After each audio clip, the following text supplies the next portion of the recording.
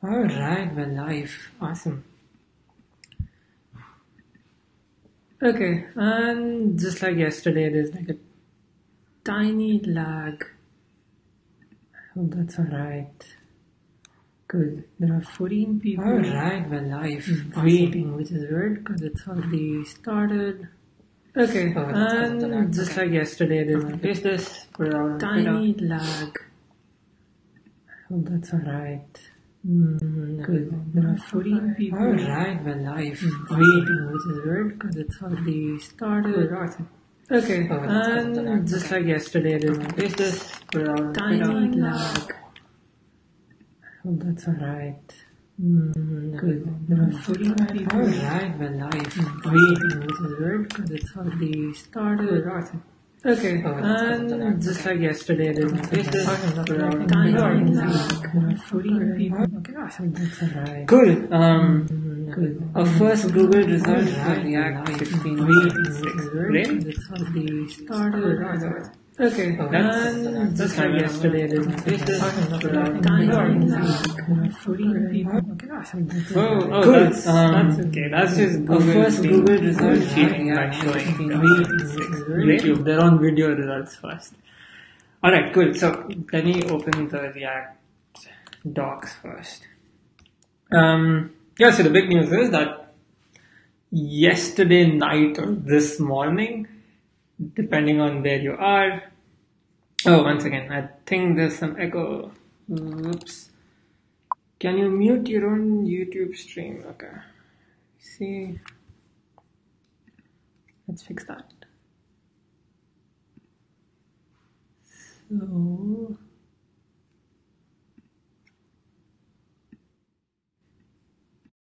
There we go. Is it better now? Better now. Awesome. Okay. Cool. So, yeah, the big news is that they launched React 16.6, which has a few features, and it kind of released to not like this morning or yesterday night, depending on where you live in the world.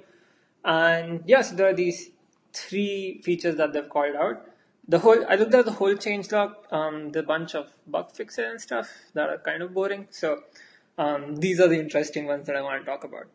So in the order that is the same. Oh god, okay, wait. There's some problem with the audio.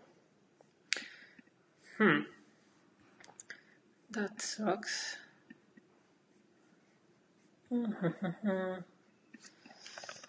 So anymore, what's wrong?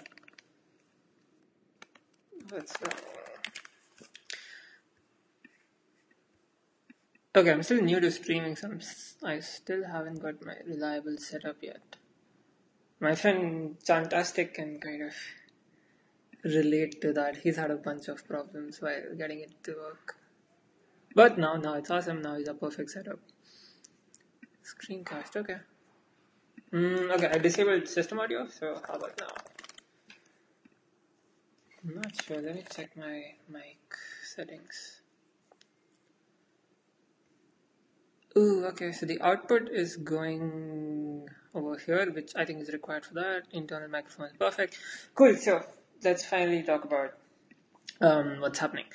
So these are the three main features that they launched. They call it React Memo, which is short for React Memoize, which is super difficult to spell out, so I'm really glad they called it just Memo. Then there's React Lazy, which is a code splitting implementation. So it's an API which can help you do code splitting faster. And it uses suspense for the rendering part of it. So we look at that.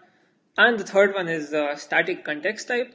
This is kind of interesting because I was looking at the API and it seems like the API looks a lot like what the old legacy API did, but it uses the new API under the hood, so which is super interesting. Okay. Then, okay, I'm wondering which order. Okay, I think I want to talk about React Lazy first because it's the most exciting one. and then maybe talk about context type, and then finally talk about React memo. Cool. Okay. That's not a very nice thing to say, but okay. Oh, I was referring to the comments. No mind. Cool. So I have this application over here which I use a bunch of times because it really has a nice API. It basically has a bunch of things in it. So it's available on my GitHub. It's called siddharthkp/regithub, and you can look at it. You can play around with it. So it's kind of like an old application. I've used it in a bunch of workshops. The way it works is you have this GitHub looking API. You put a GitHub username, and it fetches the profile, like the photo and the description, and it also has this. It shows you the repos with the stars and stuff. Right. So, and let me quickly open the code for this. GitHub. I'm going to start the dev server, and I'm going to open the editor. Cool. Let me put the editor and my code side by side. Okay, awesome. Okay, there are extra windows in front. Okay, cool. Awesome. Now, the application looks like this. It's built with the Create React app, so you might already be familiar with what the setup looks like. It basically fetches this app component and renders it. I've deleted the service worker part because I don't want to deal with cache right now.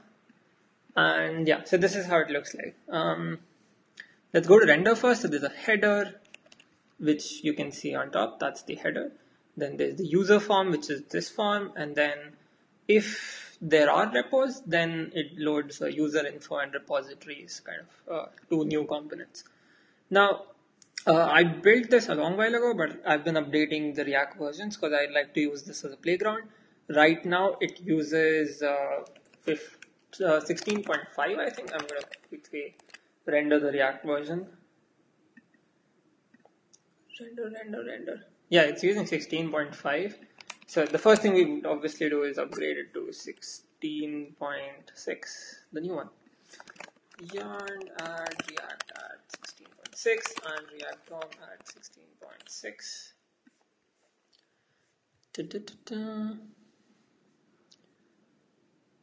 Okay. And while that's happening, let's look at more of the code. Oh, let me actually keep this so that when it updates, we get to know. Cool.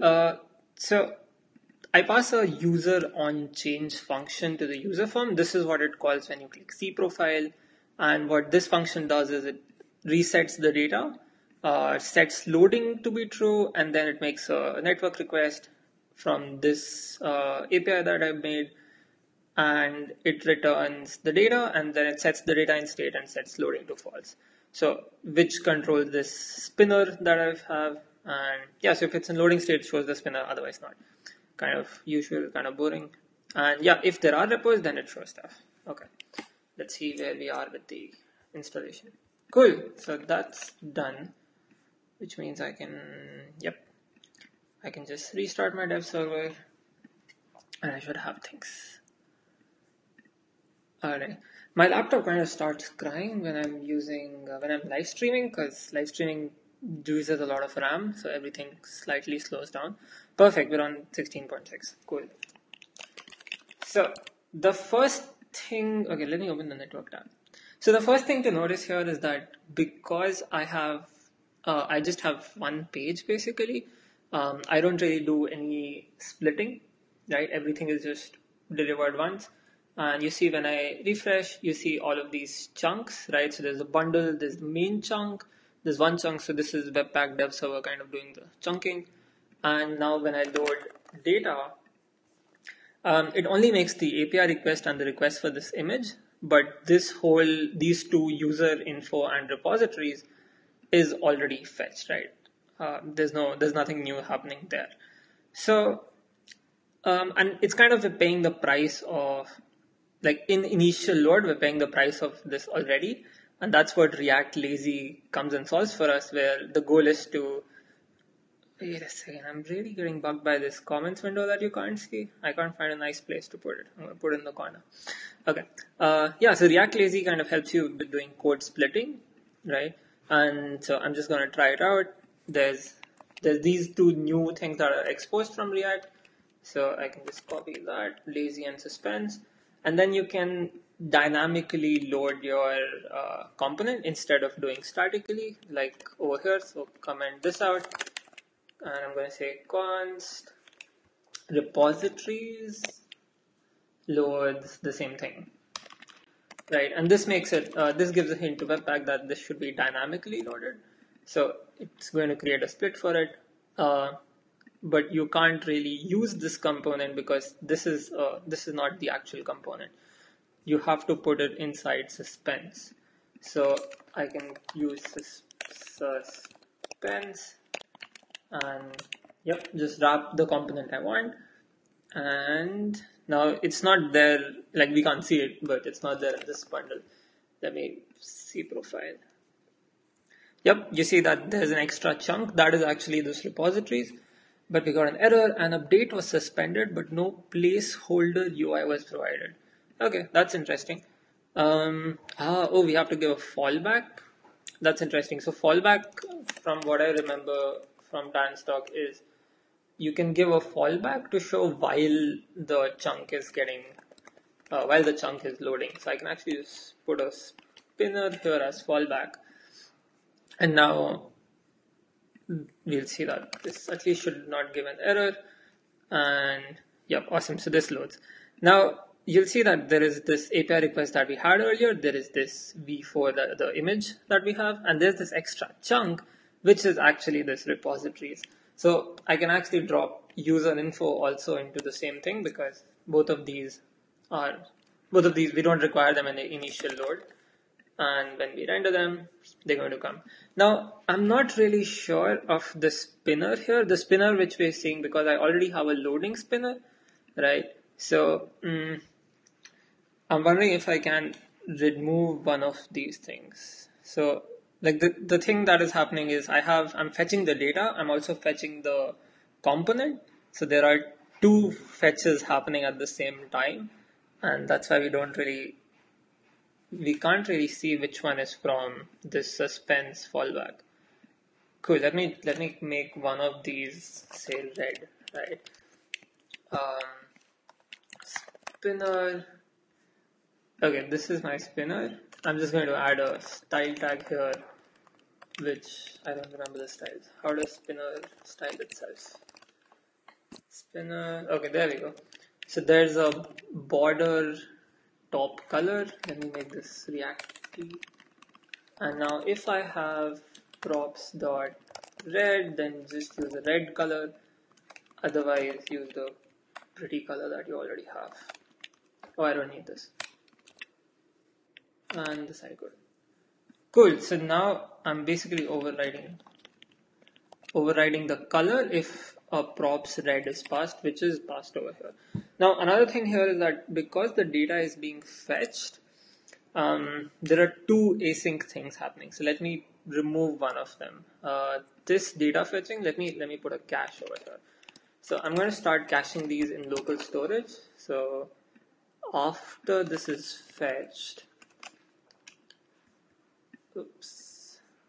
Okay, I need a bigger window here. Cool. I messed up the brackets and entire. Set state ends here, and then this ends here, and this ends here. Awesome.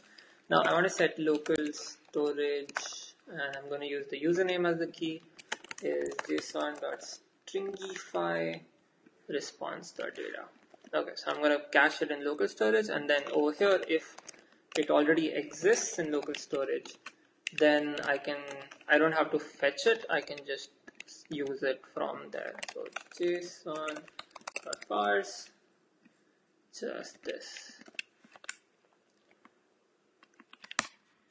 Okay, and if it's not in local storage, then fetch it from the server. Okay, cool, that makes sense. So all I'm trying to do is I'm trying to implement a cache here so that there is only one request that's needed.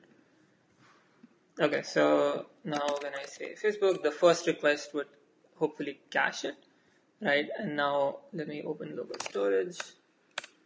Cool, I have Facebook here. So now let me reload page and let's stare at the network tab. Now when I do Facebook, let me make this smaller, move it. Okay. When I say profile, you see it didn't have to fetch data. It only had to fetch the chunk, which is good, which is what we want. Let's go to slow 3G and try to do this again. I'm going to put something else like my name. There we go. So that's the spinner, but it still feels like that's the loading spinner, not the spinner I want. Okay. Let's test if the spinner actually gives you if this red prop works or not. Cool. I'm gonna reload just for safety and bring back the internet. Okay, let me fetch something new. Google. Oh yeah, so this works. That's good.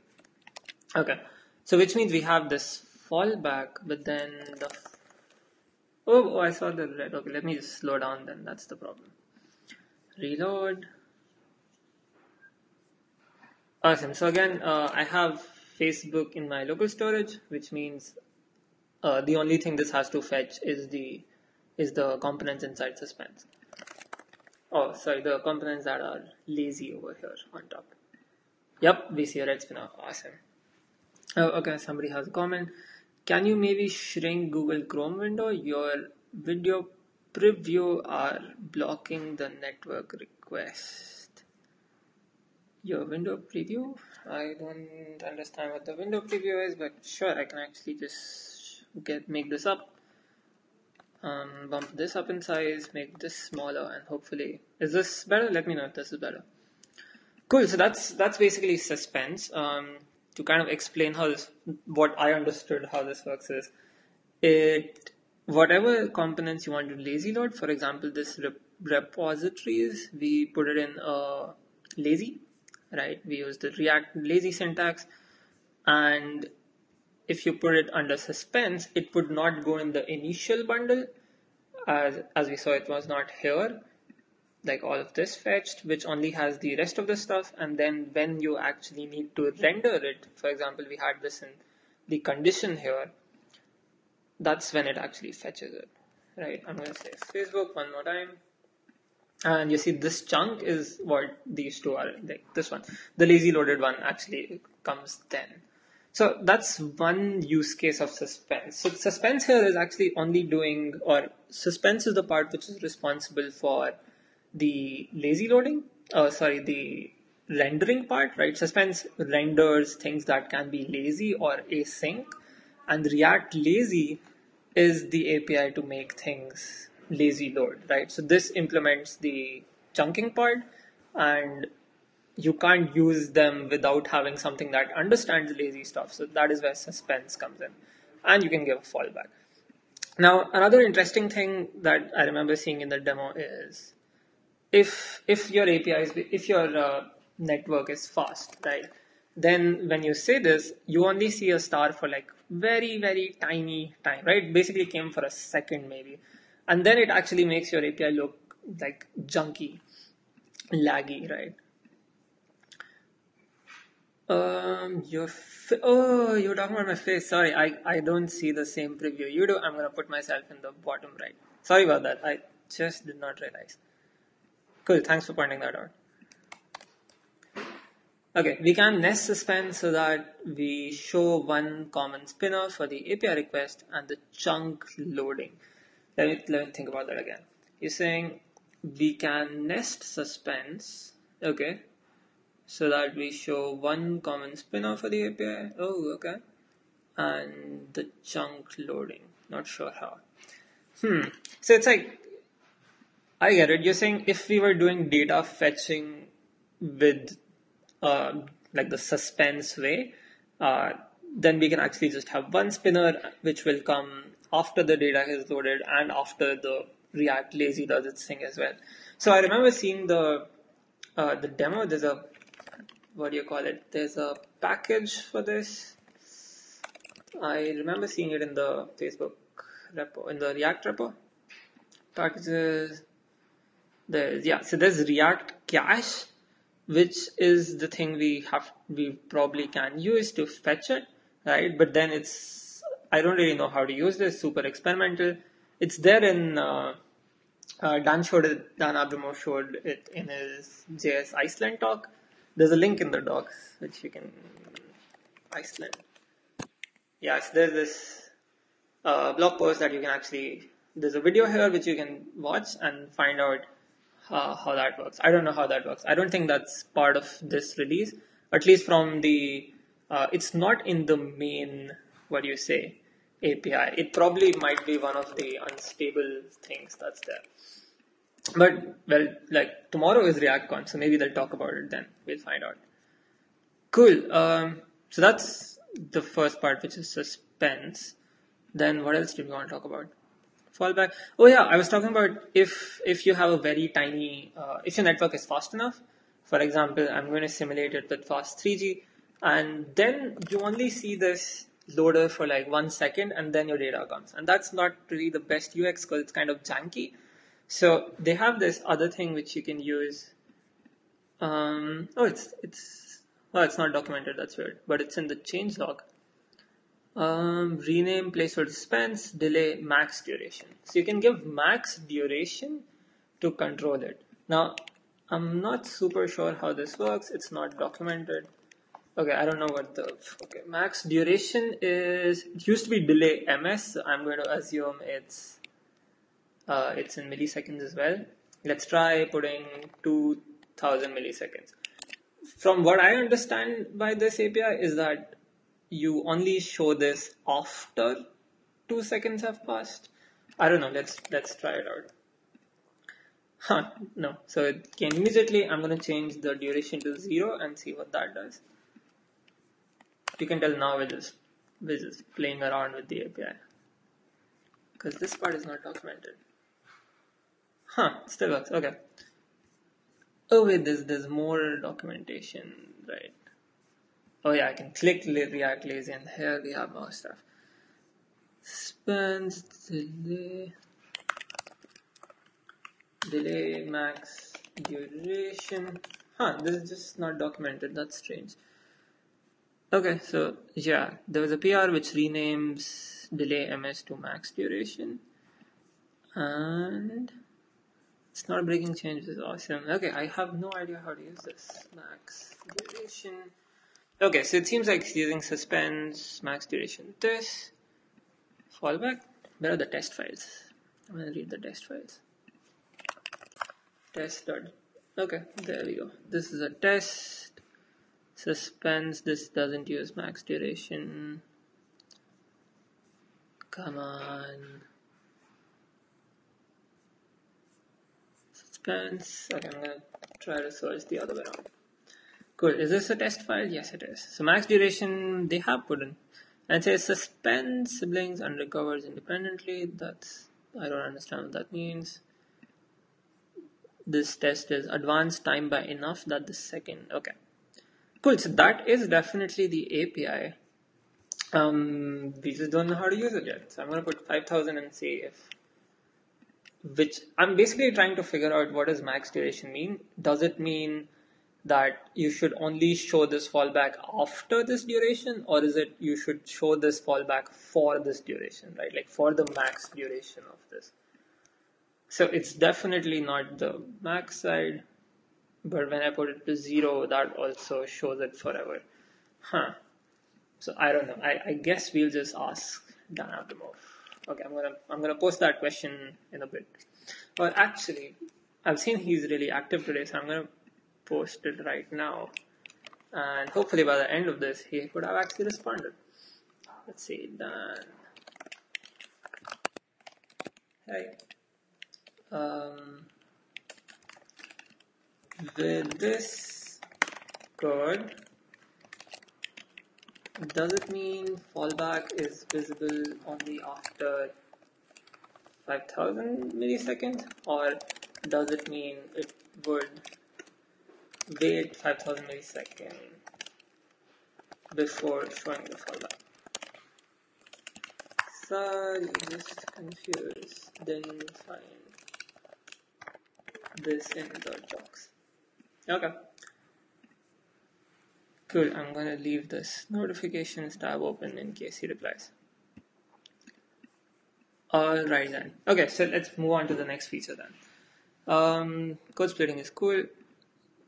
Then we have context type. So context type is interesting. Context type, I don't really have a context example here, but what context type does, I just read the thing and it seems to make sense, which is, so the new context is basically, it works something like this, where instead of passing, like for example, I'm passing this data over here, I can choose to not pass this data as a prop, but as a context, so that I don't have to do, pass it down the props. For example, this repositories, components, repositories, is this the one? Yeah. Or maybe not. Let me find out. Repositories, there's an index. Yeah, so this is repositories.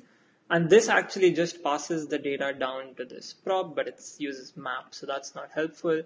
Let me look at user info.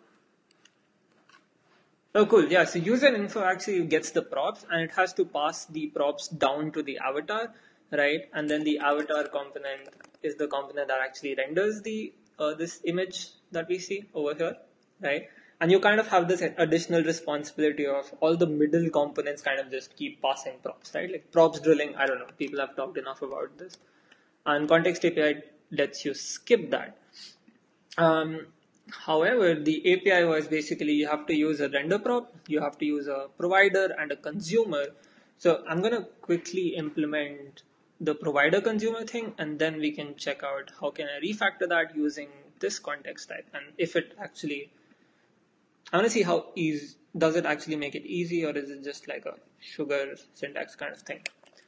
Cool. So I'm going to pull all the data. I'm going to create a context pair here. Create a provider and a consumer with react.create context. I don't care about default data, so this is cool. I'm going to put the provider here. Yes, the idea is instead of passing data like this, you can pass data with a provider and say value is whatever data you want. So I'm just taking data from state. So data is, right, it's an object with state data. So that's cool. Let me move this. Close this, wrap the whole thing in provider. What this basically means is that all of the components over here have access to this throughout the tree. Like it goes to the last one. So this, oops, what's the error? P is not defined. Where did I put P? What did I do? Line 11. Oh, sorry. What I meant to do is pass it empty. This is where you put the default. I don't have default, so I don't care. Cool. Provider. Then this consumer is supposed to be used by the children component. So I'm going to actually just export this consumer. I'm not sure if this is the best way to do it, but I just want access to the consumer from the avatar. What I can do is I can import this consumer from, oh god, let's see. We are in user info. So we go back one, we go back twice, and we go back thrice. I don't know. Let's find out. I put consumer. Does it work? Does not work? Let's see. Yep, that's the right path. And then I can say I can wrap this whole thing in a consumer. And it uses the render prop API, which means it gives you the context here, and then you can choose what to render. So this is like, it's a function. Wait, what did I do? Yeah, you're supposed to give a function which returns JSX, so something like this. And this is where you get the context, the data that we're passing. So over here, right now in this data, actually I can delete this, right? Wait, which one are we doing? User info, yeah. So I can delete this and everything should break, and then I can go to user info where, oh, I don't have to delete that. Wait, I'm going to keep that. Data is this, dot state dot data. The only thing I want to show is I don't want to pass this avatar in user info. Yeah, so I'm going to skip passing this avatar. which basically means that this will not render the avatar because it was passed by props, but I would catch it from the context. So first let me just like console log this context to show what comes inside this. Console log, let's render something. Wait, is the network, am I still on slowdown? Yeah, let's kill that, we don't need this. Facebook. Okay, so this is the context. I get the data avatar, so I can actually just use, instead of relying on props, I can say context.data.avatar. Awesome. And then this doesn't even need props. I can just kill props here. Perfect. Let's see if that works. Yep, it pulls data from the consumer instead of props, right? We're not even taking props here. You can refactor this as an arrow function. It's slightly prettier, but that's like super subjective. Some people actually don't find this pretty at all because it gets really confusing. Yep. Okay. Awesome. Now let's look at what they did. So they're basically saying that this API and passing the consumer from here can become slightly confusing. So what you can do instead is you can say wherever you want it this is a class component. You can say context comes from my context. Okay, so instead of passing just the consumer, they're passing the context. Ooh, okay, I'm gonna make this say data context, rename this to data context of provider, and export the entire data context, and then import it data context. And now, okay, I also need to make this into a class component. Now I can instantly see that I'll probably not use this for function components, which kind of creates a hole. So there's something, we need something for function components as well. Render, okay, go up, kill this. Awesome, okay, so we have this. Now they're saying instead of having to do this, you can just say static context type is, okay, this is the keyword. This is the same as saying avatar dot context type, the same way you say prop types. And data context, cool, so we're passing that, and then we can just access it in this dot context. Okay, so I don't need this, which is brilliant, and I can say this dot context dot data avatar. Let's see if that actually works. Nope, we broke it. Cannot read avatar of undefined. Okay, let's console log what is inside this dot context.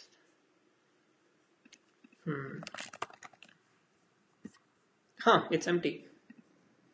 That's not what we want. Am I giving the right context?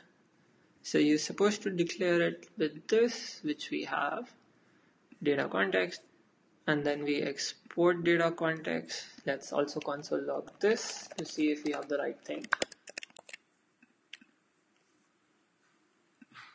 Undefined, that's the thing. Okay, we're not getting the right thing. I'm gonna put another console log here. I'm a big fan of console log. I never learned how to use the debugger right. Okay, there we go. So this is the avatar, and oh, I get it. So this is interesting. This console log happened first. This happened later. So it's like this wasn't even created before I tried to use it. That's no good. Okay, I think I know why this is. Let me abstract this into a different file. I think it's because app is the one that actually renders the avatar, and we're actually requiring context from the app again. So it's like a weird cyclic thing, and we don't know which would render first. So I'm going to move this into a file of its own. Import React from React. Alright. And yeah, now just export this default data context. Awesome. And now instead of creating, I can say, oopsie, import data context from context, and this is the one that we'll use with the provider. Perfect. And we can delete the export statement, go to avatar, import data context from context instead. Okay. Okay, somebody said maybe export of default export const. No, I don't think that's what the problem is. I'm not sure though, you might be right. Okay, so now we have this console log which actually brings the right thing. Yeah, so that was the problem. App is the one that renders avatar, and we were importing it from the app, and which basically means the import happens before the context is even defined. So we need to have it outside the tree. That makes sense. Cool. So let's see if this works now. I'm going to say Facebook, render it. Yes, it works. Okay. So context should not be inside the tree. That's something I learned. And you don't need to use a consumer with the render prop API. You can just say context type, define it. I'm going to define it the other way around because I just like that syntax more. Data context. I don't like putting this static. And perfect. Now my next question is, can I use this with a function component as well? I'm going to try that. So function, just say const avatar is a function which returns something, and then I'm going to try to use this. Nope, it doesn't work. Okay, do I get it here? I know props is the first variable. Do I get it as a second or third variable?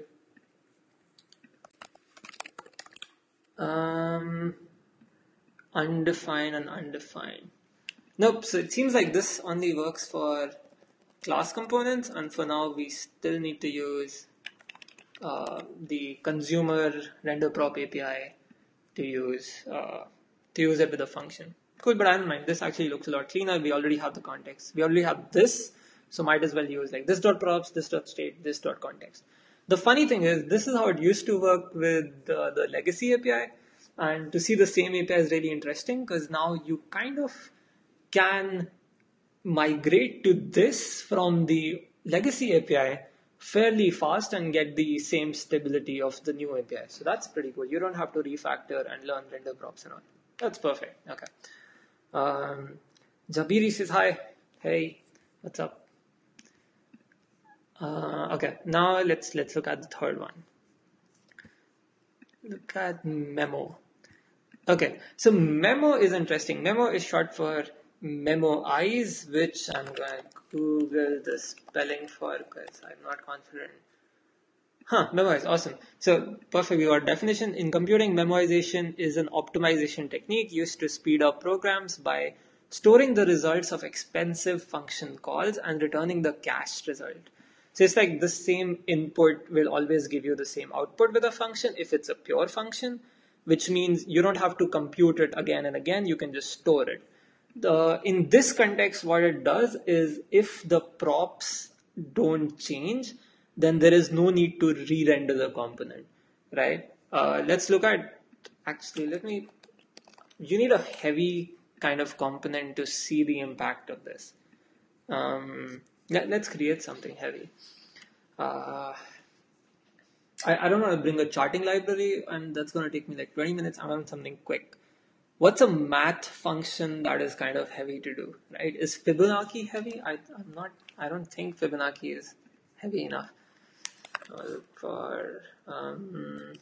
I think prime number calculation is pretty heavy, right? Prime number NPM, okay. Perfect, I already visited this someday. That's perfect. Yesterday, what was I doing yesterday? Okay.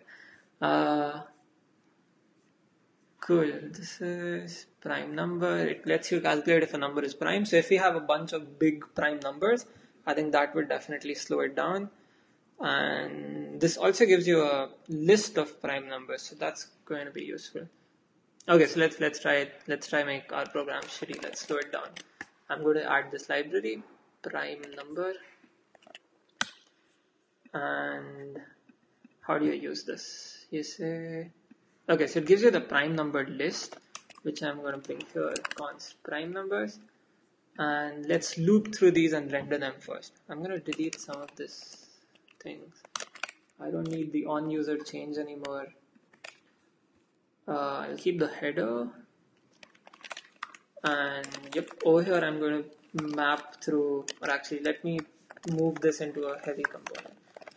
I'll create a heavy component. Const heavy component is a I want a class to show this example.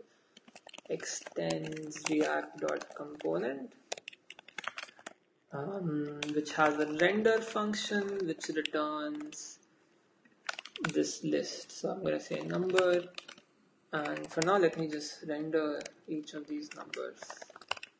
Number, and you have to give a key which can just be the number here. That's unique. Cool. Let's see what we have. Okay, so I have all of these numbers. I'm going to create a div so that it's actually readable. And I get a bunch of warnings. Oh, because I don't need any of these. Let me clean up my file. No repositories for me. Prime number list. And oh, I need the header. Deleted too much. Perfect. Okay. Cool. So this is the header, and then I have this list of prime numbers which are really big, and you see it still renders pretty fast. I reload, it renders. But if I have to check if these numbers are prime or not, I'm sure that's like a slow thing to do. So let's pick that up. And okay. Const is prime is this library, and then okay. In the heavy component, let's just render if this is prime or not. So I'm going to say is prime, pass the number, and if it is prime, I'm going to say yes. If it's not, it's going to say nope. Because this is a list of prime numbers, I'm pretty sure all of them will say yes, but you can already see how it's kind of lagging, right? Let me reload again to show you. Yes, it's super slow. Awesome. Now, the thing with this is we have a slow thing, right? We have a heavy component. It has to do a bunch of operations, but we don't really want to do this unnecessarily. So let's create another thing here. I'm going to create a counter to show that what it means that you have extra computations that you don't need. So this is a counter with count 0. I'm going to create an on-click handler, which basically just, what am I doing? It's a function that sets state. So I'm going to say this dot set state. Let me make this into a different line. Right, and it updates the count. So it says this dot set the count plus 1. Awesome. And now I want to attach it to somewhere. I'm going to attach it to the header maybe. On click, do this dot on click, and also show the count. So let me make this header component a little more diverse. I'm going to put this dot state dot count and go to my header and say render props dot children inside it. And on the logo, that seems perfect, do props dot on click. Okay, so now what I've done is I've basically created a counter in my app which lives on this component. Let me comment out heavy. And what this component does is you click on the logo and the number goes up. Right? It's silly, it's stupid, but this is where it makes sense. Cool. Now that I have this massive list, when I click the logo, you see nothing happens, and then it runs. Okay, I'm gonna click, and it then goes to do. So it's super slowed down, and that's because when the state of this component is changing, the render function is called.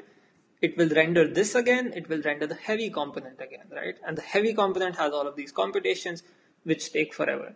Now, the interesting part here is this render is not actually DOM render, right? Like React uses a virtual DOM, so it makes sure that it doesn't do any extra DOM work, but the responsibility of not doing extra JavaScript work is still on you, right? Or you use some of their APIs. So that is where they built React.pure component, which basically is which basically says it compares the props that is passed, and if the props don't change or if the state doesn't change, then it will not, then it will basically skip this render, right? Let me show you how. See, so now only by changing component to pure component, this starts working. There is a caveat though, which is, let's pass a prop, like let's say I'm passing a prop which is non-controversial, so something like show, right? Show is true, right? Now show is always true, and let me render it somewhere here. Where do I render? I want to render it outside the map. Oh, actually, I don't care. I'm gonna render it with everything. This dot props dot show. Right? Convert it into a string so that it renders. Cool. So you see. Oh, you actually don't see. Show is a prop which is true. It says this dot props dot show. I don't know where I messed up. Okay, but basically, when you click this, nothing really happens because it checks if this prop has changed, like the prop that you're passing, and if it hasn't changed, then it doesn't try to re-render it, right? That's what pure component is for. If you change this to, if I start passing the counter, which is changing state, then whenever the counter changes, heavy component will also reload. So when I click, right, you see this doesn't happen. If I change it to component,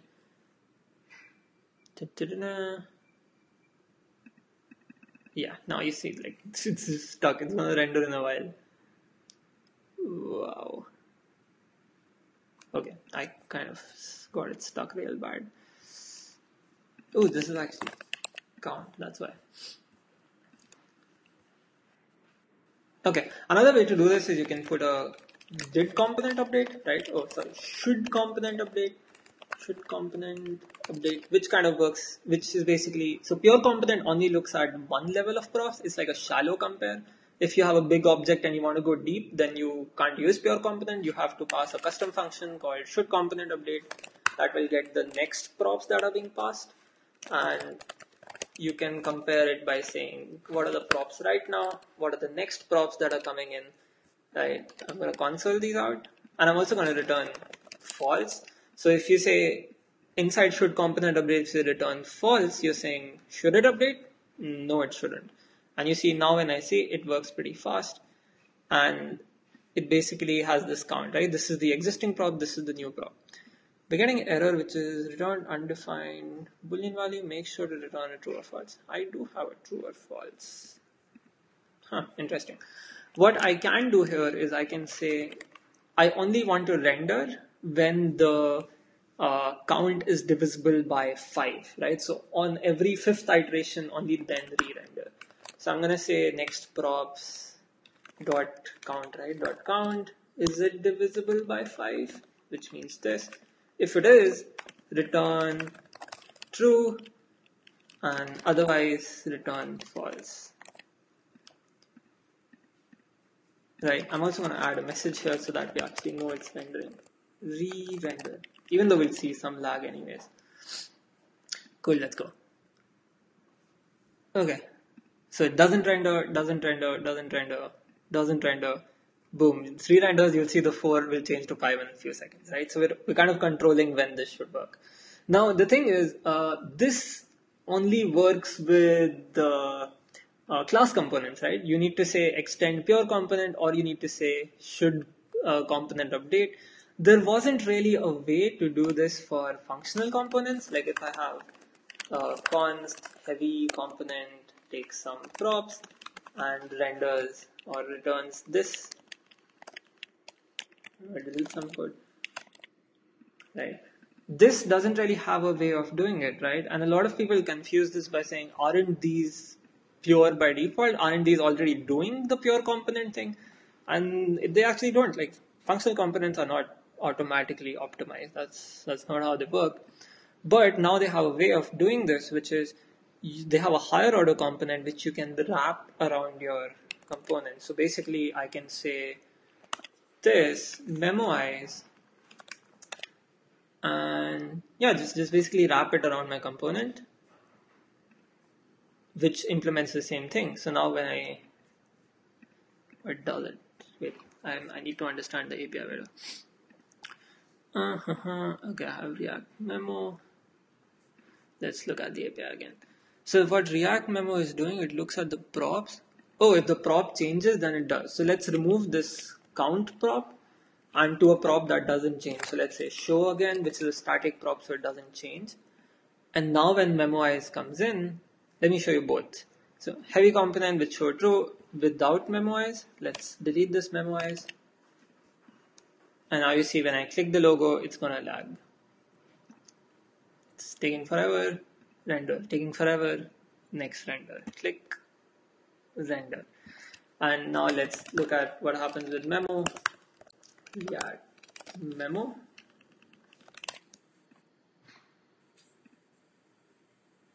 Now let's click. Yeah, see, it's instant, right? It doesn't lag at all, and that's because it's automatically checking if the props have changed, and if they haven't, then it just does not call this render at all. Now I want to implement the 5 function thing. So if I have this.state.count, if I am passing the count, but I don't want it to forever, like I don't want to cancel all renders, I want to have fine control, I can pass a function. Yeah, there we go. So they have this thing which is r equal. I'm not sure what r equal is. It's a function. You're supposed to return true if passing next props would return the same results. Oh, okay. So I can customize this just like should component update, and I can pass a function here which would receive it receives previous props and next props.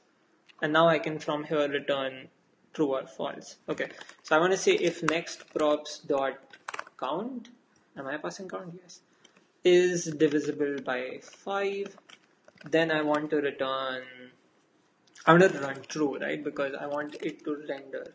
Otherwise, I can return false. Perfect. So this is like a way of, if you give it an extra parameter, it lets you customize the memo behavior. Now when I say +1, oh wait. Am I flipping the true and false? Return true if passing next props to render would return the same result as passing. Oh, okay. So if you do not want it to change, then you say, oh, okay. Yeah, so this is reverse. It's basically is if you want it to re-render, you have to return false. If you don't want it to re-render, return true. And that's why they're calling it r equal. So that's a good idea. I'm gonna use that function name instead so that it's more obvious to me. I'm going to copy this whole thing out and just get previous props, next props, and then just use this function. And this is slightly more obvious because it's saying should the result be the same? Should the result be the same as before? And then if it's divisible by 5, we don't want the result to be the same, so we return false. Otherwise, we return true. Cool. +1, +2, +3, +4. Aha, now it's stuck and it renders. Perfect. Now, another interesting thing would be to actually see the network profile, the performance profile of seeing how this works. I'm going to switch this on. 6 is easy, 7 is easy, 8 is easy, 9 is easy. 10 should have a lag, it's stuck, and it's done. Let's look at what the profile looks like. Oh, sweet. So this is the amount of JavaScript work. The first one took slightly long. I'm not sure why. The second one, look at these tiny specks. It was super fast. And this is when we said re-render the whole thing. And it took like a good 2 seconds to do it. And like a bunch of just one main thread JavaScript block. And yeah. So this is where you can basically control, you can use React memo to do similar things as should component update. But with function components, now you don't have to convert them into class, which I think is awesome. I really like using function components all around. Cool. This is a slightly silly use case. The real use case of this would be if you had a charting library, right? That's the one I can always think of. Or if you're doing some SVG animations, right? Anything that is very computation heavy, you can basically say, don't do it with every render, do it with only this specific case of render. Cool, awesome. There are some caveats that I noticed that I probably should mention, which is, oh yeah, this is like a good note, which is for React memo as well. Okay. Yeah, I think the idea is, yeah, there we go. This method only exists as a performance optimization. Don't always use it to prevent render. If you don't want it to render, basically don't. I mean, this is not a way of saying don't render this, right? Something like if you might use a conditional for this, right? It's not a substitute for that. Uh, it's only like a performance optimization. If you need it, so don't blindly put it in all of your components. Only put it in the components that actually would benefit from this. The other thing that I saw is one of these is not for server. Yeah, this feature. Oh, so code splitting with suspense. React Lazy is not available for server side rendering yet. It's going to come in a future release. Okay, so if you're using server side rendering, then you can't really lazy load this yet. Um, I, I don't know. I don't know how I feel about that. I'm not using server-side rendering in any of my projects right now, so I guess I don't have to care, which is nice. Cool. Let's see if we got a reply from Dan. Oh wow. Okay, we got a bunch of different replies. Let me filter down to mention. Dun, dun, dun, dun. There we go. This is the one we're looking for. From my understanding, max duration is the time to wait after which the fallback is made visible. So it would wait 5,000 milliseconds for the fetch data to arrive before showing the fallback. That's interesting. Maybe it only works with fetch data, right? If you're using something like React Cache, but it surely doesn't work with React Lazy. The way we were doing it, we tried putting 0 milliseconds as the max duration. That didn't seem to work. So I don't know. I'm not sure we have the answer yet. Cool. If and when Dan replies, I'll just comment it on. I just tweet it out. I'll retweet something, and then yeah, you can watch it there. Cool. I've been talking for like 15 minutes now, so I'm I'm gonna stop. If you have any questions, feel free to drop it. Feel free to like just ping me on Twitter. I'm gonna play around with these APIs a little more in slightly realer apps to see the implications. And the part I'm most excited about is this React Lazy is actually just the surface. It's like just a nicer API to do lazy loading. The more interesting part is hidden here in suspense, which can render things even if the component isn't loaded yet, right? Which is really cool. It's like you can do a bunch of performance optimizations, you can do a bunch of other things. I'm really excited to see what people will use this for. What all things can they do with this, right? I guess it's too early to tell, but yeah, I'm super excited about it. Cool. Okay, so I'm gonna end the stream. Thanks for hanging out with me. Hopefully you learned something, right? Even if you didn't, hopefully you made up your mind about which one of these is something that you want to explore more, and which one of these you probably don't need for now. Cool. All right. Bye bye.